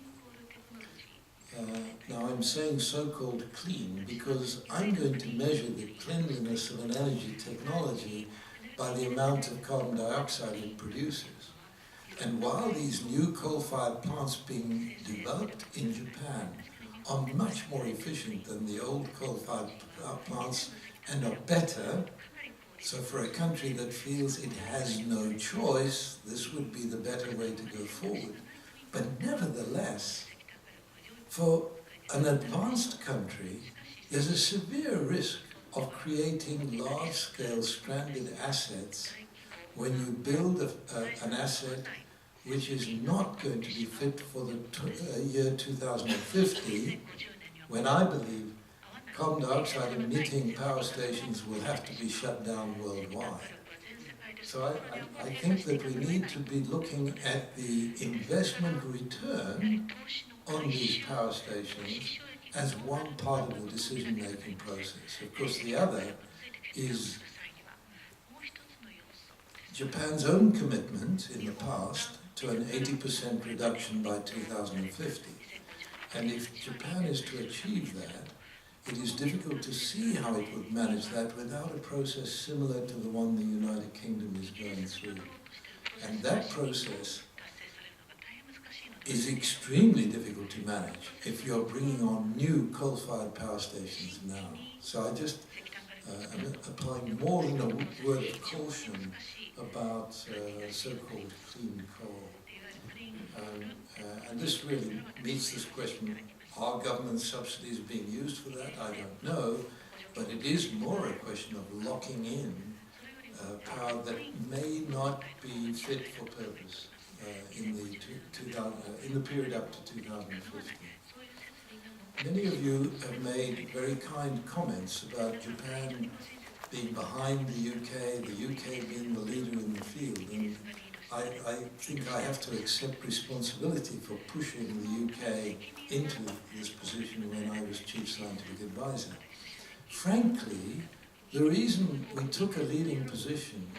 was because I produced a report in 2004 in the UK, for the UK government showing the impacts from flooding on the British Isles out to 2080. And what that report demonstrated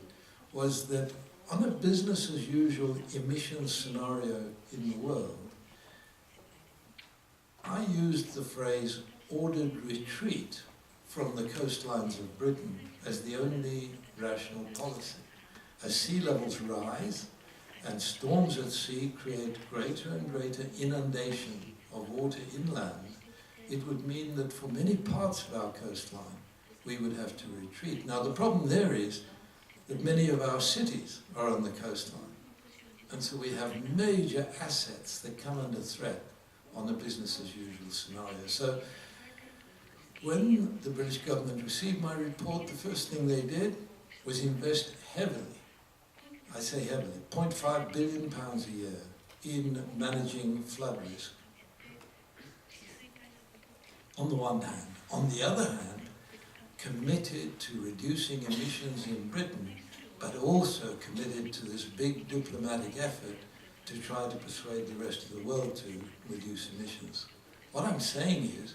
that Britain understood that this was an existential threat to our continued existence as a country living at a high level of standard of living. So I think we saw a threat to ourselves. And so when I'm flattered with that idea that we took a leadership position, let me say we would be delighted if every country overtook us now and developed policies that were even better than the ones we have developed. That is, after all, our objective in taking this forward. The commitment that is required from Japan for the future, and Japan signed up to making that commitment, as Yamagishi-san pointed out. That commitment, I hope, is going to be a 2030 commitment, and I hope it will be a commitment that is both ambitious and can be realized. It has to be a realistic commitment, and it has to be ambitious so that the rest of the world feels that the developed world is making its contribution. The notion that the developing world is sitting back and watching us is wrong. There's an enormous commitment taking place amongst the developing countries and the emerging powers. I've recently been to Latin America, where considerable action is taking place. Let me give the example of Brazil, because I think few people realize what Brazil has already achieved. In the year 2005, Brazil was emitting 16.5 tons of carbon dioxide per person. Why is it so high? Because of deforestation, largely because of the demand for beef. Last year, Brazil was down to 6.5 tons per person per annum. The biggest reduction achieved in the world is actually in one of the emerging economies. Now, they want to see us making contributions which really bite into the process and not merely making statements of some relatively small amount of reduction. So I do hope that all of the advanced countries will be able to make significant contributions. I would also hope that Japan will reaffirm its position on an 80% reduction by 2050, because that also brings Japan into line with that equitable position, and I'm defining equity here not in terms of integrated intensity back in history, but just in terms of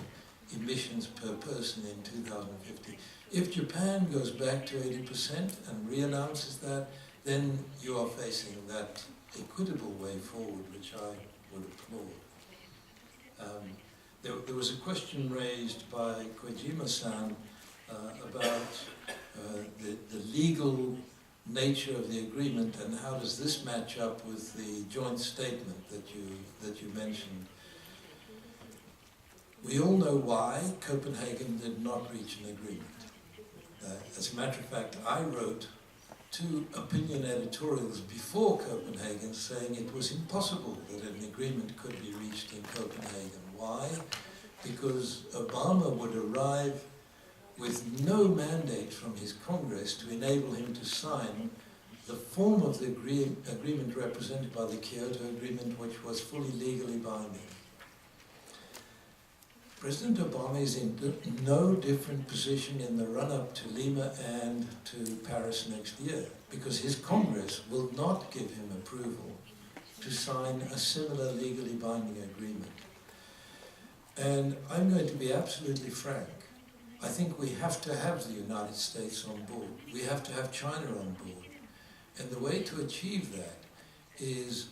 through the mechanism that was finally agreed in Warsaw. My country didn't approve of this, but it is each country will make nationally determined contributions. Now, the United States can sign that because it's not an international imposition on the United States, it's a nationally determined contribution. It is weaker than an international binding on each nation, but frankly, I think that is better than going back down the Copenhagen route. We internationally cannot afford to go into that process again. I think we are going to get an agreement. I believe it is likely that China and the United States will be prepared to sign the agreement. It will be in a form they can sign. I believe Brazil, although reluctantly, will sign. I believe India, the most reluctant, will also sign. So I think there will be an agreement. But I also believe it is likely that the agreement won't match up to my criterion, which is a 3.2% reduction in emissions from 2020. Therefore, the agreement has to be elastic. It mustn't be an agreement that is simply written in stone. It has to be an agreement which can be ratcheted up in the following years. The Montreal Protocol was such an agreement in which, subsequent to the protocol, and very rapidly, it was ratcheted up to the point where we actually managed the problem. So I think more important than risking no agreement, it is critically important to create a process which brings the United States and China on board. So I wouldn't want to decry the US-Japan statement. I think we have to be a little more flexible in order to get to that point of agreement. Now, in all of your discussions, of course, I fully understand that nuclear energy is a big problem for Japan. And I'm hoping that this big program of work that we're suggesting will take hold around the world, that we invest billions of dollars, tens of billions of dollars, in unlocking the capability of energy storage technologies, of improving renewable technologies, so that we can all move our economies forward on the basis of safe, renewable energy together with storage. My country will continue with nuclear new build and will continue with investigation into carbon capture and storage, at least until we arrive at that point. Because we have to satisfy ourselves that there is a way forward. But an alternative scenario based on renewables with storage is actually, frankly, more attractive. Thank you very much. ありがとうございました。ちょっと時間がもうほとんどないんですけれど、どうしても、ご質問とかご意見がある方がいらっしゃいましたらと思いますが、いかがでしょうか。ね、やっぱり一言。はい。大変デビッド教には有益なお話ありがとうございます。2点ちょっと申し上げたい、質問も含めてお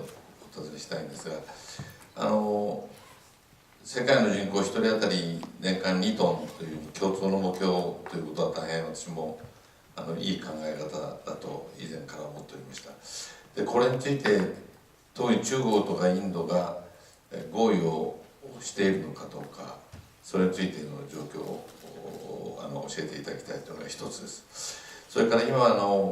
まさに日本では原発の大きな事故のあった中で、地震も多い国ですので、ここにいるかなりの私を含めてかなりの人は原発はなくしていきたいと思っているわけですが、その時の条件として今言われたのはエネルギーの貯蔵がそれには不可欠だというお話で、私も最終的にはそう思います。でその技術はやはり水素を活用した技術が一番可能性があるのではないかと、小さなデンマークの例でしたけども、風力発電で起こした電気で水を電気分解して水素を作って、その水素をタンクから各家庭に送って水素燃料電池で電気を起こし、同時に熱も出ますから、それで給湯をやってるという、小さなプラントミドとありますが、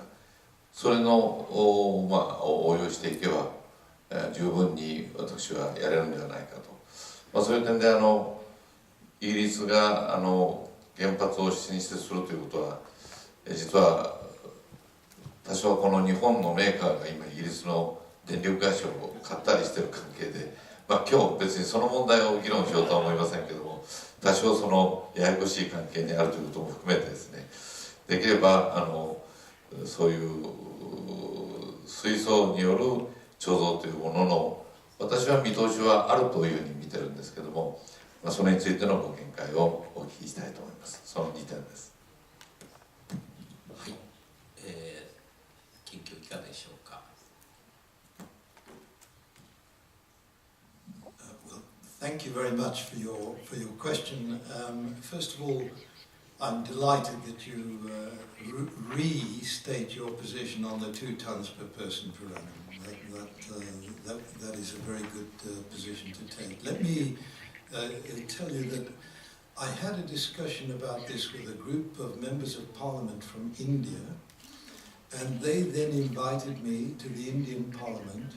to talk to them about this proposal. Because I think for the Indian government this was a new idea, not just that they should aim to be at 2 tons per person per annum, but that the international community would accept that they would rise above 2 tons before going back down. If I can also tell you that in discussions in India at the highest level, I was assured that if large-scale energy storage technology came on stream, India is most likely to stop mining coal. And that's, I think, very important. The remaining coal fields in India are mostly under the forests of India, and there are tribal people who live in the forests. And it is politically very difficult to allow miners to go into those areas, but of course it's also undesirable from an ecosystem point of view. But there's another argument which applies to China as well. Both India and China are suffering, all of their people are suffering from the high levels of 2.5 particulate matter, carbon 2.5 particulate matter in the atmosphere. So they've got a double reason for reducing their dependence on coal. It's not only to meet the international standards on CO2 emission, but it's also to clean the air. And I know in the case of China this would also benefit you here in Japan, because the wind sometimes brings that particulate matter over in this direction. China is even more serious. I was in China in January last year when the particulate matter level reached a world record high of 900. The World Health Organization recommends 15. And it is extremely unhealthy for people exposed to that level. But that's what the population of China is exposed to. So what we're seeing is a new driver for change in China, which is quite simply the health of the entire population. the Chinese Minister Xian, who is the Minister for the Environment, made it very clear to us when we met him in Warsaw that the commitment of the Chinese Communist Party, represented by the change in their constitution in November 2012,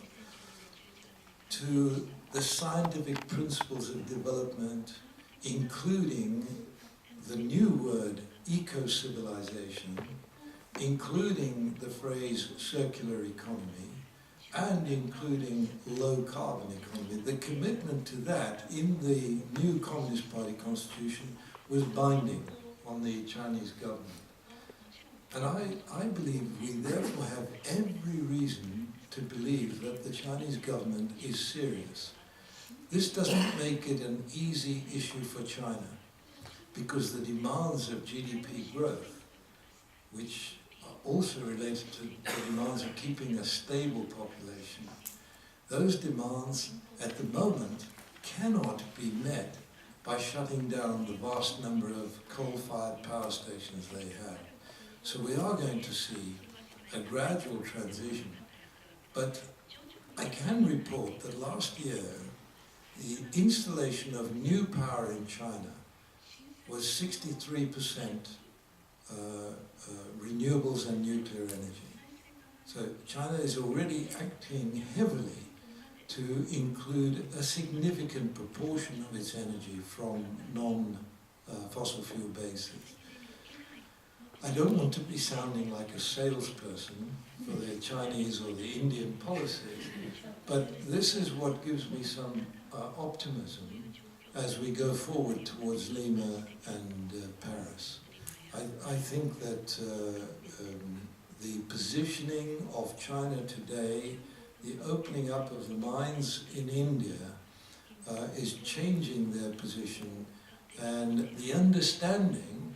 of the risks to their own people, not only from 2.5 particulate matter, but also from the impacts of climate change. Let me just quickly say, while London is at risk from flooding because of the Thames flooding and rising sea level, exactly the same applies to Shanghai from the Yangtze River and rising sea levels. And there's a very clear understanding of this, especially within the Ministry of the Environment, but also the Urban Development Program people in China today. So I think we have reason for optimism. I hope that I'm not overreaching myself in making these statements. I hope this is actually realized. Your final question, I think I missed. Was there something I haven't dealt with? 貯蓄、エネルギーの貯蓄の問題、水素によってそれは十分可能ではないかということです。水素の活用によって。Thank you. The new Apollo program that I'm propagating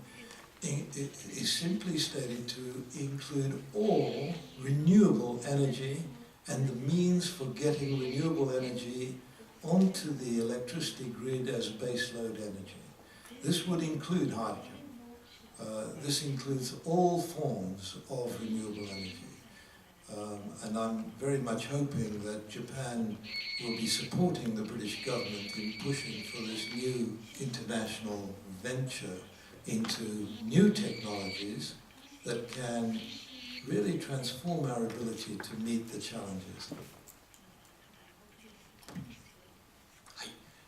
まだあると思いますけれども、ちょっと時間がこれで終わらざるを得ませんので、どうもありがとうございました。近況のお話とその後の討議は大変有益であったというふうに思います。何よりも、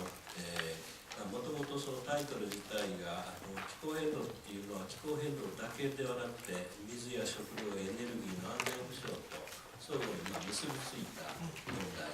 なので、その全体を理解することはとても重要ということになり、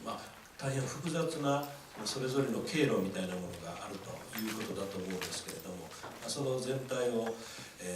先ほどの小島さんので言えばサステナブルディベロップメントっていう方向へいかに向けていくかということが課題だということですが、同時にエネルギーのシナリオを作られておられて、このシナリオの議論はやはり我々としてもどうしてもやっていかないといけない大事な議論で、この中には技術評価の問題や政策の評価の問題やいろんな問題が、含まれていたというふうに思いますので、大変良い交流の機会だったのではないかというふうに思っております。じゃあ最後に安倍さんの方に一言だけ。はい。今日はサー・デイビッド・キング、